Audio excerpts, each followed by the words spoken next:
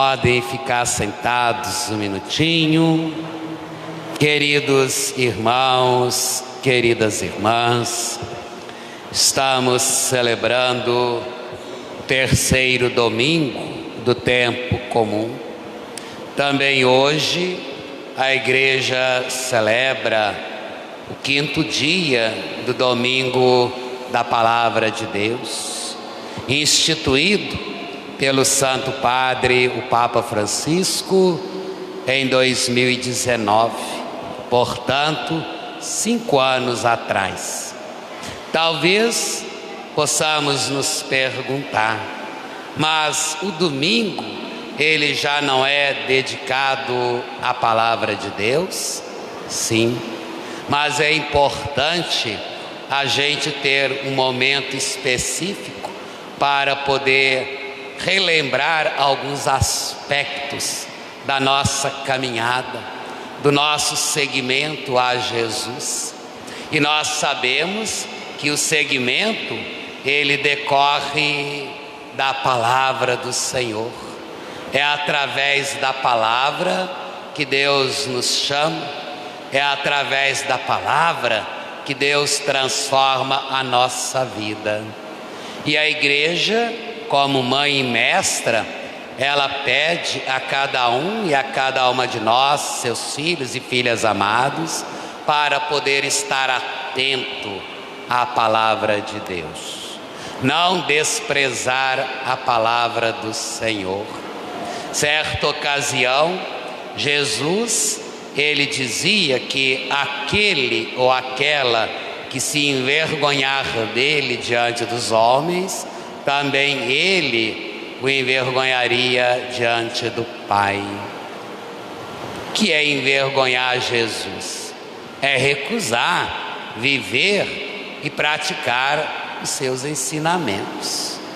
É através dessa vivência que nós iremos ser transformados. E aqui, nesse domingo da Palavra de Deus, coincidentemente, aparece essa passagem da primeira leitura tirada do profeta Jonas. A leitura começa exatamente com essas palavras, né?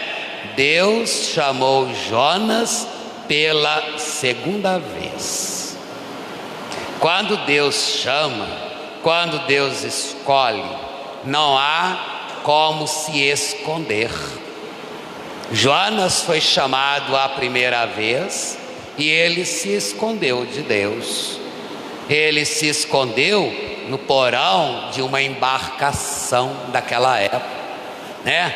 Que estava indo para outros cantos, talvez levando alguma mercadoria. E ali ele se esconde, porque ele não queria assumir aquela responsabilidade que Deus tinha para com ele. E a responsabilidade é exatamente essa que Deus faz com que ele acate.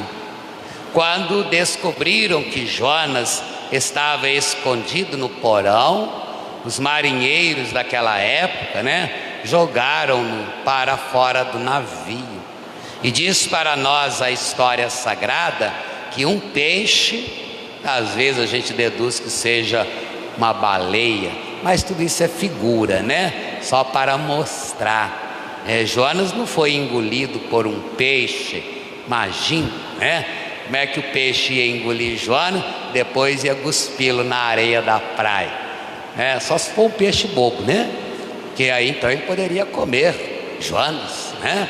É apenas uma linguagem de figura que nós temos na palavra de Deus, para mostrar que quando Deus ele chama, não há nada que vai ficar à frente do seu chamado.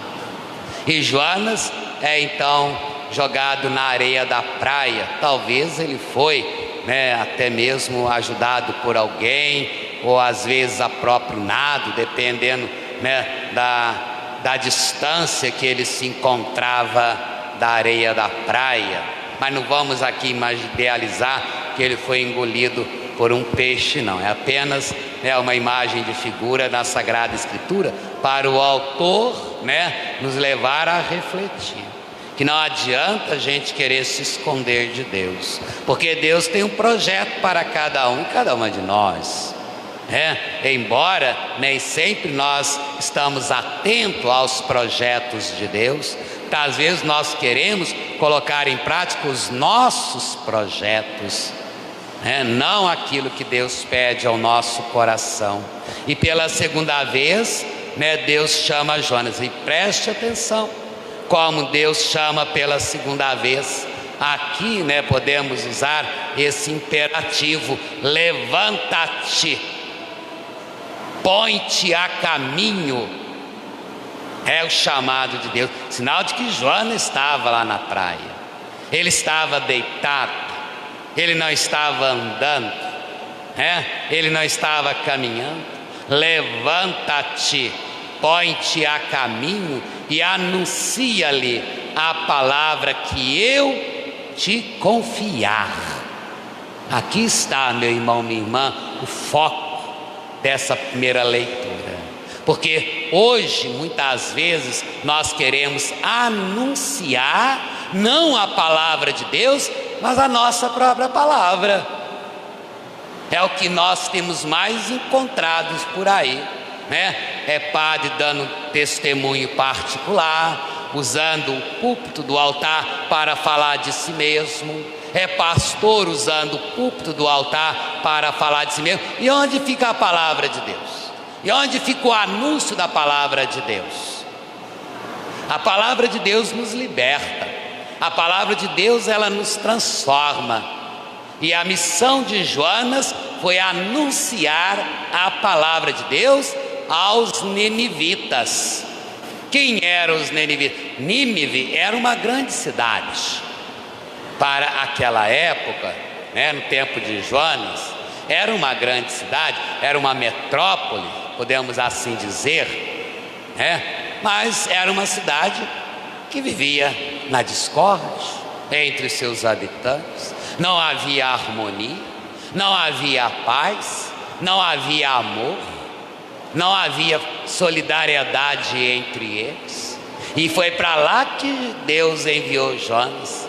Vá falar aos ninivitas, vai dizer essas palavras a eles, ainda 40 dias e Nínive será destruída. É mais uma linguagem figurativa que nos remete lá no início dos 40 dias do dilúvio, mas daqui a 40 dias Nínive será destruída. Mas por que destruída? Pelo poder de Deus? Não, porque Deus não destrói aquilo que Ele criou. Deus não destrói o mundo, Deus não destrói a natureza, Deus não destrói o homem. O que destrói é aquilo que está dentro de nós, que é o mal. Por isso, diz para nós claramente a palavra do Senhor através do profeta Jonas, vai dizer: ora, Nínive era uma grande cidade, praticamente demoraria de 3 a 4 dias para atravessá-la. E Jonas, ele caminhou o dia inteiro anunciando a palavra de Deus, pregava ao povo dizendo: ainda 40 dias e Nínive será destruída. Por quê, meu irmão, minha irmã?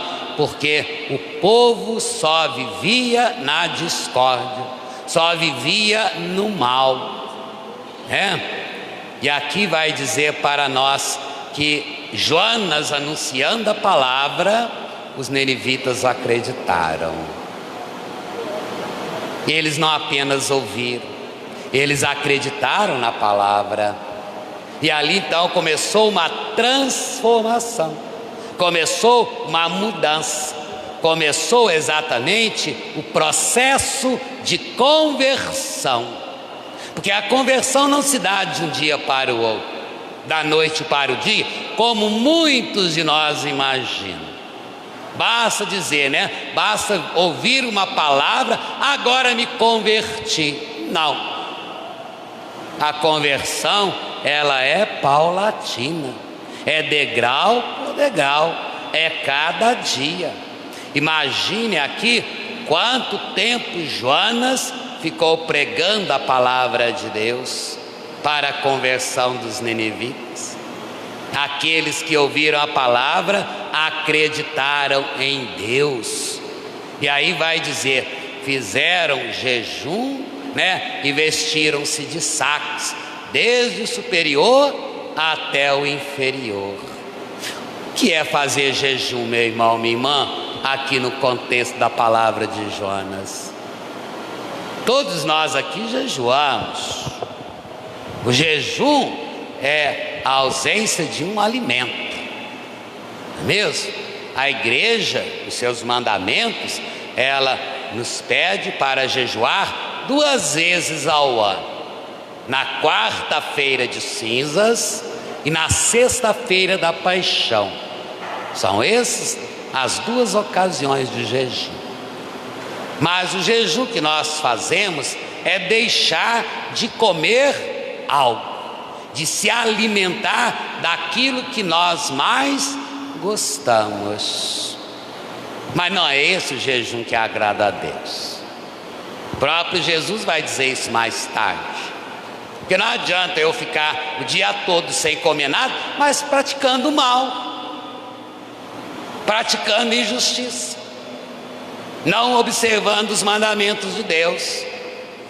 Quantas e quantas vezes nós ouvimos cristãos católicos, que os outros cristãos eles não jejuam, né? Jejuam quando eles lá têm interesse para que Deus conceda-lhe alguma coisa material, né? Mas o jejum prescrito pela Sagrada Escritura, poucos fazem. E o jejum prescrito pela Sagrada Escritura é o jejum daquilo que nós mais gostamos de fazer. E o que nós mais gostamos de fazer, meu irmão, minha irmã, é o mal. Esse é o jejum que nós devemos fazer. Nós nos alimentamos do mal, nós nos alimentamos da violência, do ódio, do desamor, da falta de consideração em relação ao próximo. Que adianta eu jejuar e continuar maltratando o irmão e a irmã? Não adianta.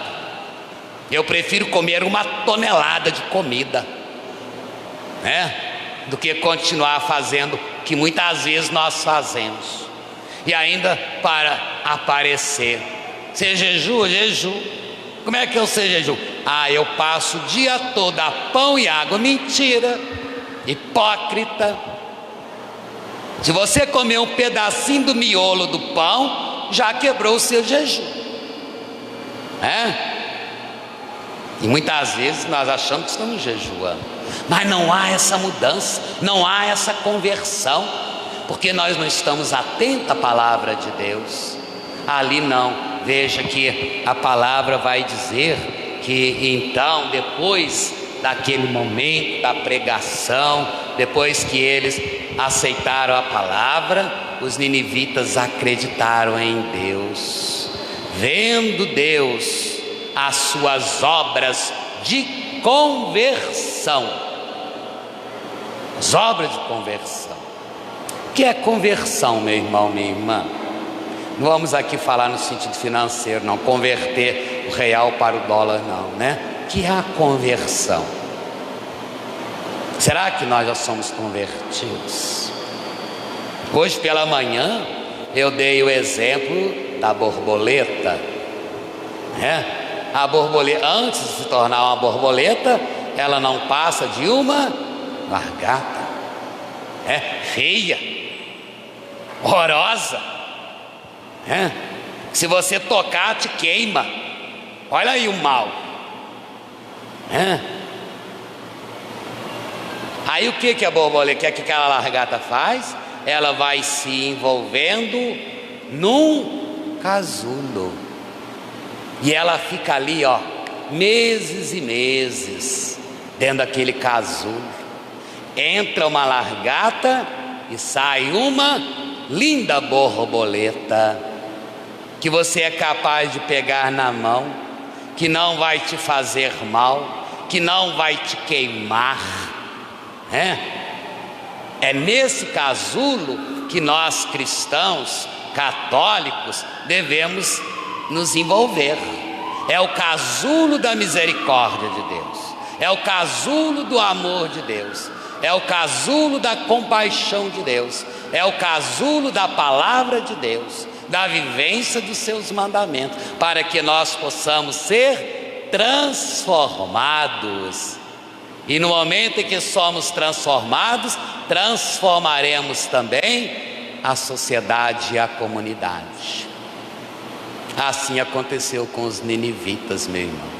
Por isso então nós podemos nos perguntar, aqui dentro da nossa realidade, dentro da paróquia Nossa Senhora das Graças, na cidade de Itaperuna, nós estamos sendo quem?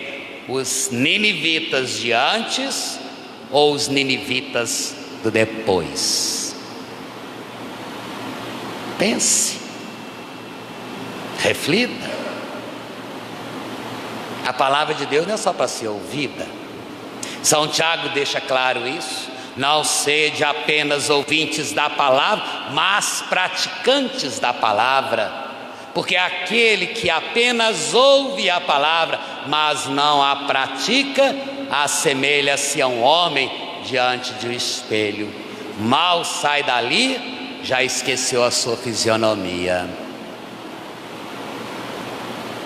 Será que ao sair daqui, nós esqueceremos aquilo que Deus nos falou?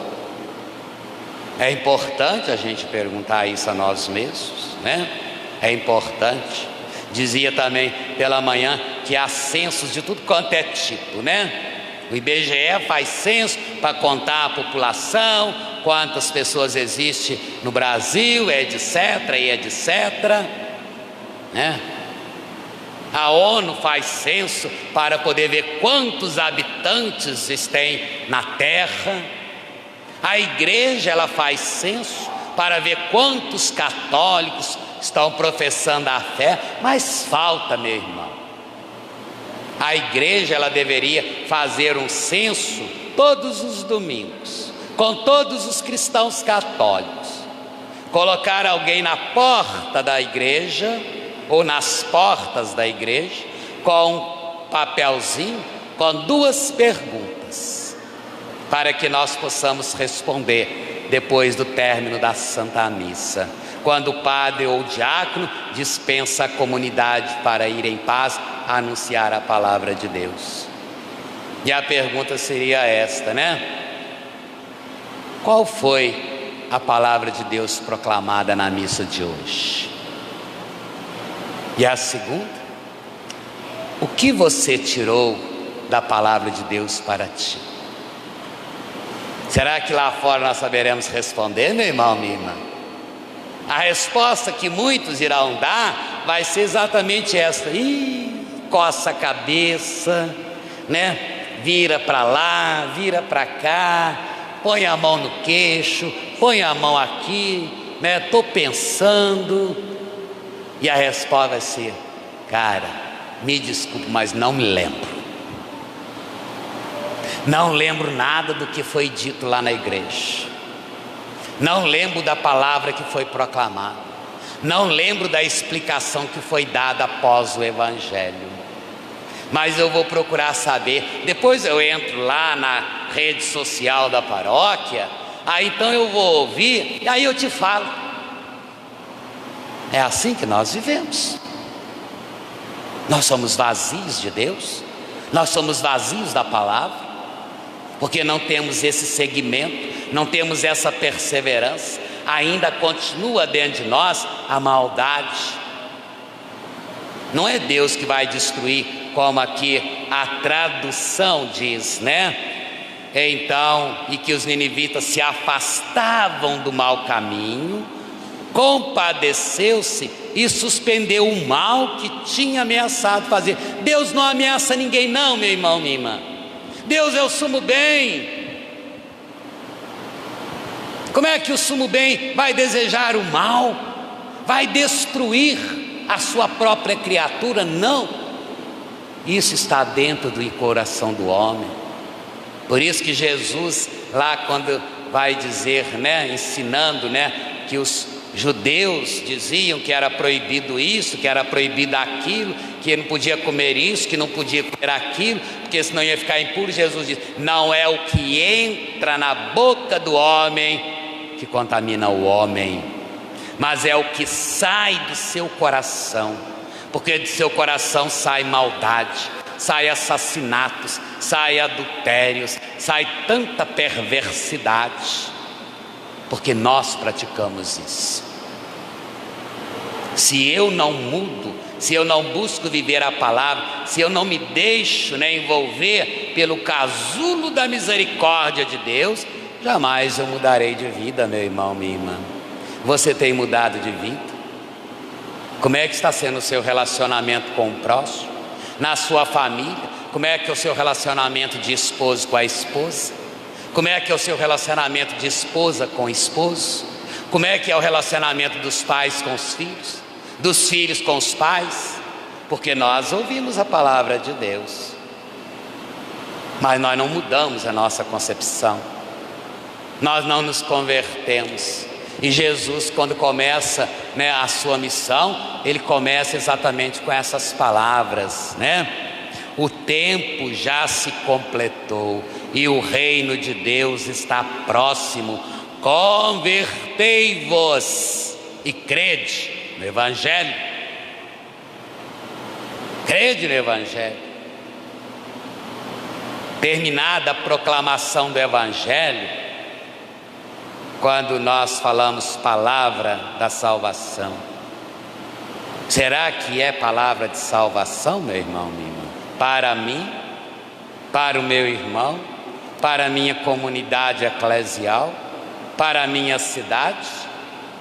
Como está sendo o meu comportamento? Afinal de contas, eu sou cristão, eu sou seguidor de Jesus. Eu não posso seguir Jesus de acordo com as minhas condições, não. Primeiro é seguir Jesus, como seguiu André, como seguiu Simão, como seguiu João, como seguiu Tadeu, como seguiu tantos outros. Largaram tudo, se converteram, priorizaram a palavra da salvação, porque nesse mundo, meu irmão, tudo é passageiro, nada fica permanente. Por isso que na segunda leitura São Paulo fala sobre isso, é viver para Deus, viver com Deus, viver em Deus, se alimentar de Deus. Aquele que se alimenta de Deus jamais passará fome. Por quê? Porque a sua palavra é alimento para a alma, é alimento para a vida, é alimento para a nossa consciência. Então, irmão e irmã, nesse terceiro domingo do tempo comum, celebrando o domingo da palavra de Deus, vamos, a exemplo dos ninivitas, abrir o nosso coração, ouvir atentamente e colocar em prática tudo aquilo que Deus fala em nossa vida. Abramos o coração, peçamos a Ele esta graça.